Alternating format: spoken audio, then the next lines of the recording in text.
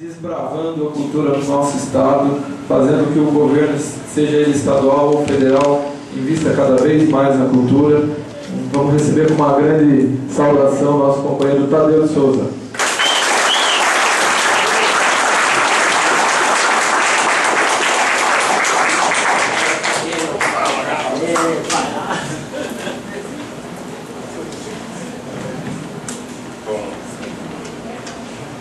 Alô, oi.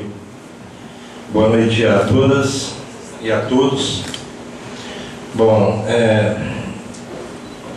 boa noite aos homenageadas, em nome do presidente da Casa de Leis, Pedro Ângelo, cumprimentar todos os vereadores e dizer, Pedro, que você...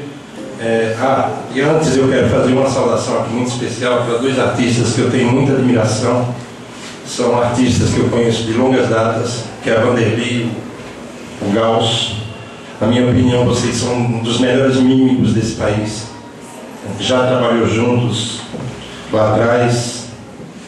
E saudar aqui uma outra pessoa que eu tenho muito carinho, que já trabalhou comigo, é prova de todo caráter, uma pessoa que eu quero muito bem, tenho muito respeito, é um irmão querido, que é o Namon Vale. Salve, Namon.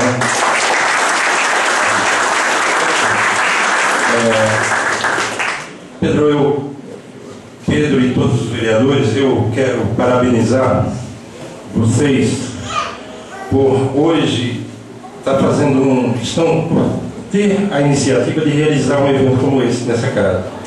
Primeiro, para pensar em fazer um evento como esse dentro de uma casa de leis, tem que ter muita sensibilidade e grandeza de visão. Porque hoje o Pitiba, eu vi a fala do Éder, a fala do Marquinhos, tem uma pessoa cantando aqui. Verdade. É arte.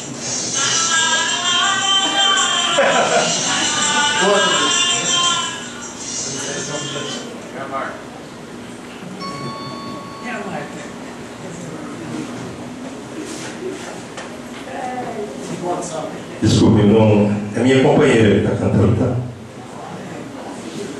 Então, eu vendo aqui assim, a fala de todos vocês e vendo essa casa da forma que está composta, ela nada mais é do que esse momento, ele não é nada mais diferenciado do que acontece nesse país, né?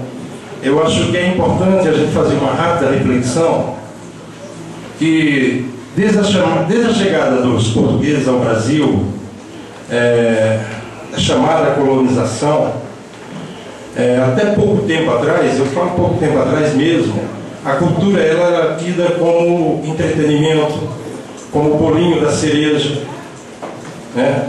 E a cultura que era considerada cultura era a cultura da classe dominante. Segundo alguns historiadores, a política cultural no nosso país se dá de forma muito pontual com o segundo momento do Império de Dom Pedro II, que, segundo a história, era um grande mecenas, apostava muito e apoiava diretamente muitos artistas. E a cultura ela vem se dando no nosso país desde a chegada dos portugueses até anos 30, dessa maneira de, olha, eu gosto do seu trabalho, então toma uma graninha aí, chamado mecenas, né? A política de mecenas, ou eu sou importante, financia aí meu projeto. A gente muda um pouco essa visão nos anos 30 com o Gustavo Capanema. Isso, por incrível que pareça, em uma ditadura militar, que era a ditadura do Getúlio Vargas, nós tínhamos o ministro da Educação e Saúde. Dentro desses dois ministérios, né, ele cuidava dos dois, tinha um departamento na educação que cuidava da cultura. Foi quando o Gustavo Capanema ele trouxe o Carlos Drummond de Andrade, trouxe o Oscar Niemeyer, trouxe o Burle Marx, né, o paisagista. E essas pessoas começaram a trabalhar a questão da cultura além das belas artes. E enxergar que a cultura, a arte e a cultura dos iletrados, dos mestiços, né, povo que foi trazido à força da África para o nosso país fosse considerado cultura e eles começassem a ter uma outra visão em relação a essas artes. Porque até então era a cultura considerada cultura era a da classe dominante. E, infelizmente, até hoje em nosso país não se modificou muita coisa. Mas a partir dos anos 30, isso é agora, isso é século passado, né? Muda-se um pouco, né? E vem com o Mário de Andrade à frente do Departamento de Cultura da cidade de São Paulo, a Semana de Artes Modernas. Você vai além das belas artes, você começa a enxergar a cultura do ponto de vista material e imaterial. Isso tudo agora, né? E para não entrar muito em detalhes, a gente tem uma outra efervescência cultural muito forte no nosso país na época da ditadura, mas não como política pública de Estado. Não o Estado apontando. Por conta dos anos de chumbo, a classe artística se movimenta no nosso país e se cria uma grande efervescência cultural. Na sequência, essas manifestações são sufocadas, né? E por incrível que pareça, em 1975 se cria o primeiro órgão nesse país para se pensar em política cultural, que é a Fundação Nacional de Artes, a Funarte. E por incrível que pareça, criada pela filha de um general, que é aquela que o Chico cantou, "Você não gosta de mim, mas sua filha gosta", que era a filha do Geisel, que criou a Fundação Nacional de Artes, mas mais focado para a música, porque teatro eles não queriam muito, né? E só em 1985, no governo Sarney, se cria o Ministério da Cultura. Agora vejamos, em um país, né, que é um país no planeta Terra, um dos mais ricos do ponto de vista cultural, de diversidade cultural, só se pensa em criar um Ministério da Cultura em 1985, para 4 anos depois Collor de Mello acabar com o Ministério. Acabou o Ministério. Para, na sequência, entre o governo Fernando Henrique Cardoso, coloca-se o Verfort, sociólogo, o Verfort, à frente do Ministério, e o discurso é o seguinte: cultura é um bom negócio. Começa a se enxergar, o discurso de que cultura é negócio. E como a Vanderlei falou muito bem, cultura não é negócio. Cultura é desenvolvimento social. Cultura não é negócio. E aí se cria a Lei Rouanet, onde se entrega o destino da cultura do nosso país na mão de gerentes de marketing de grandes empresas.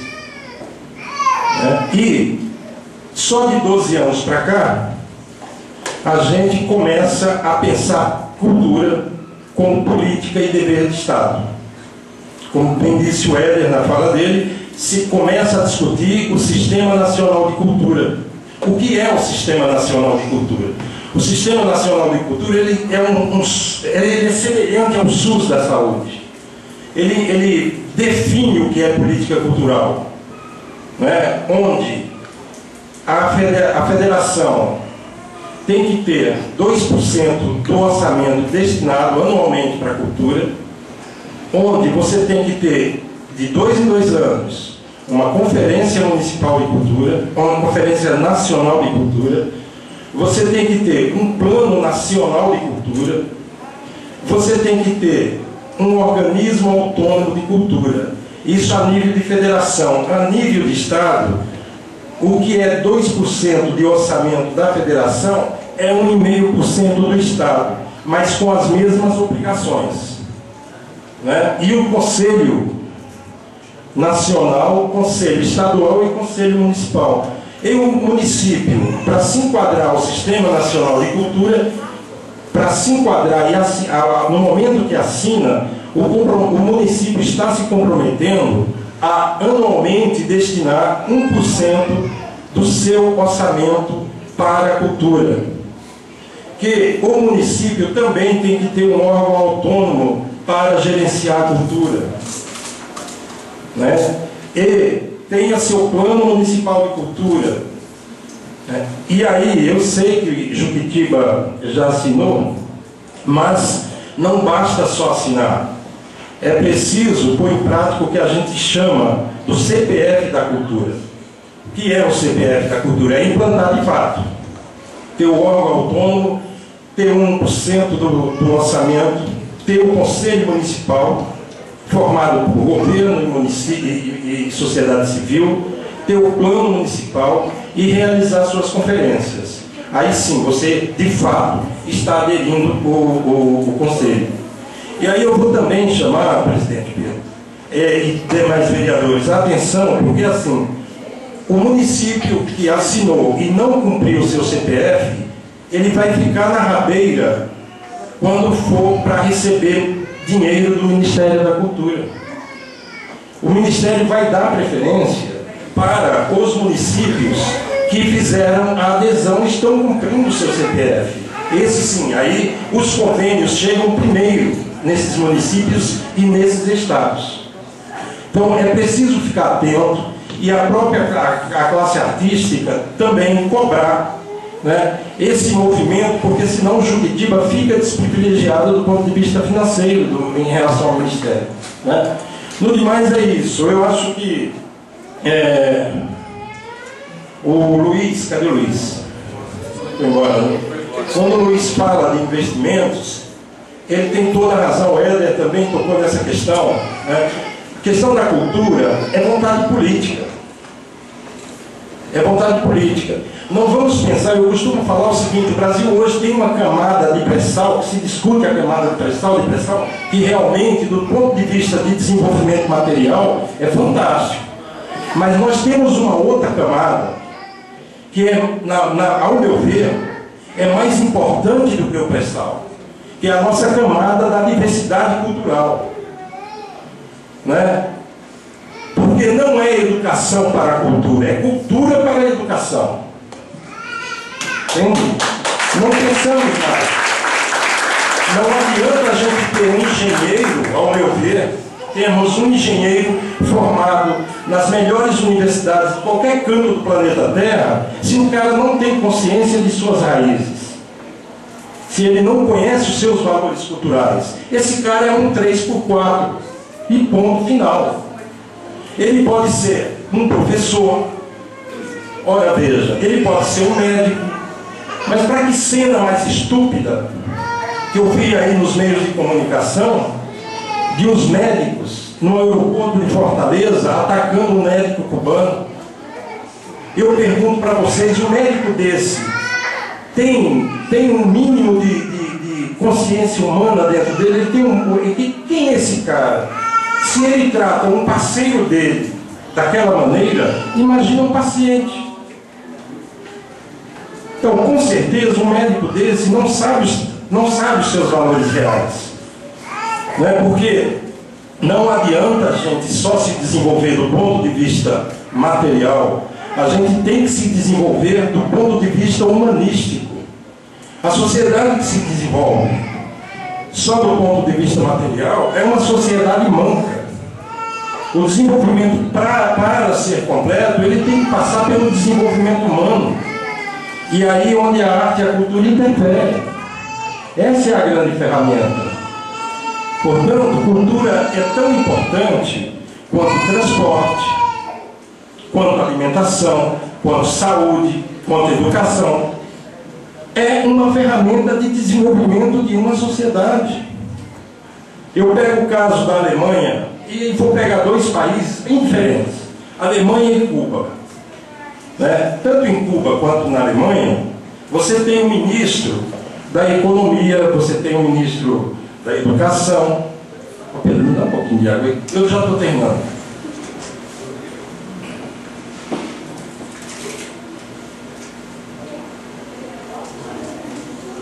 Você tem os ministros em seus segmentos sociais, certo?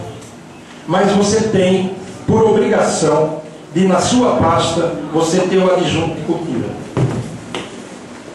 Ou seja, digamos que eu seja o ministro da economia da Alemanha. quando eu for fechar qualquer negócio para o meu país, eu sou obrigado a levar o adjunto da cultura.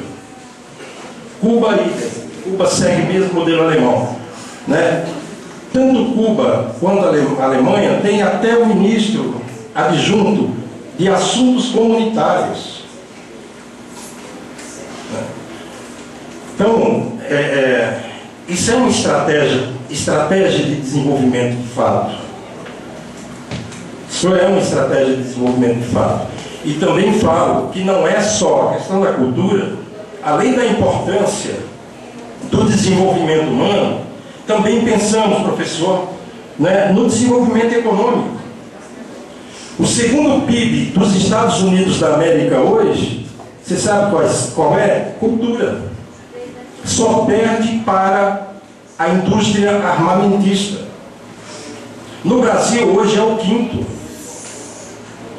Eu vou citar dois casos, né, que até 20 anos atrás, a festa junina de João Pessoa e da Paraíba, a festa junina de João Pessoa da Paraíba e de Campina Grande, de Caruaru, em Pernambuco, eram tidas como folclore. Por quê? A cultura dos iletrados, a cultura do mestiço, a cultura do povo da África que foram trazidos para cá à força, era um folclore.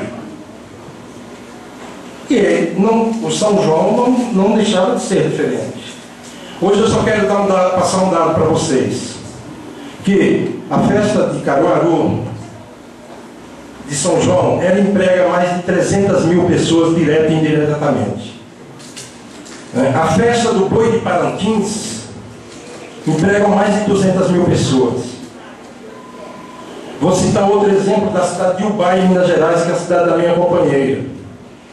Até 5, 6 anos atrás, até 8, 9 anos atrás, o carnaval, o pessoal pegava os estereótipos, dessas micaretas e levavam para a cidade, queimavam todo o orçamento da cultura da cidade, levavam o estereótipo de micareta, o pessoal sujava, defecavam, urinavam na cidade inteira, quebravam a cidade inteira e a cidade não tinha retorno nenhum.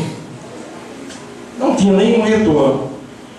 Sumiu um novo prefeito com uma visão ampla, falou, olha, eu vou acabar com isso aqui. E como foi buscar na cidade de Ubá mesmo e nos seus arredores as manifestações culturais de raiz. E aí ele foi lá nos Congadeiros, aí ele foi lá na Ciranda e começou a desenvolver um carnaval com seus valores culturais próprios. Hoje o carnaval da cidade de Ubá bomba e vem gente de todas as cidades vizinhas para Ubá. Isso movimenta o comércio, né? Isso movimenta a rede de hotelaria e a cidade fica inteira. E o orçamento da cultura, ele é dividido por igual. Porque não se pode o poder público, na minha opinião, confundir entretenimento com cultura. Entretenimento o comércio faz por si só. Eu não tenho nada contra axé, sertanejo, eu acho legal. Mas isso na minha opinião, isso não é cultura. Isso é entretenimento. Obviamente que a gente tem que ter entretenimento, obviamente que temos, mas dinheiro público, ao meu ver, ele é para ser aplicado no desenvolvimento do ser humano, no bem da sociedade. Portanto, eu acho um crime quando se pega dinheiro público e faz o que os meios de comunicação já fazem. Isso aí é para eles, é para o mercado toma conta disso. Quem tem que tomar conta da cultura é o poder público. Pedro, eu quero mais uma vez te dizer que você é um camarada que hoje, cada dia que passa, você ganha mais meu respeito, né, por essa grandeza e essa sensibilidade que você tem, e dizer que todas as vezes que eu sou convidado para vir a Juquitiba, seja em sessões oficiais ou no sítio do meu amigo Namã, eu venho com muito carinho, porque a cada dia que passa, eu adoro mais essa cidade. Muito obrigado.